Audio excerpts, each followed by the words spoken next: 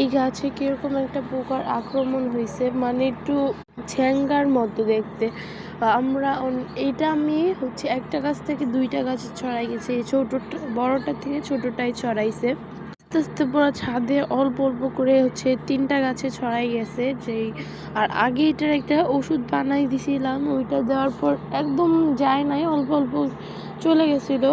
শ্যাম্পুর সাথে হচ্ছে গিয়া হোলি পাউডার, মানে যে জামা কাপড় ধোয়ার পাউডারটা, শ্যাম্পু, হলুদ আর বেকিং সোডা মিক্স করে আমরা গাছে দিছিলাম। তো ওই টাইমে অল্প অল্প কিছু মারা গেছে, যেটা শরীরে মনে করেন অনেকটা পড়েছিল, ওগুলাই মারা গেছে, তাছাড়া হচ্ছে মারা যায়। আস্তে আস্তে পুরো গাছে ছড়িয়ে যাচ্ছে। এটা ফার্স্টে একটা পুদিনা পাতা গাছে হয়েছিল আমার, ওই গাছটা পুরা খেয়ে ফেলছে এই পোকাগুলা। পুদিনা পাতা গাছ থেকে একদম পুরা ওদের শরীর ছড়াই গেছে পুদিনা পাতা থেকে।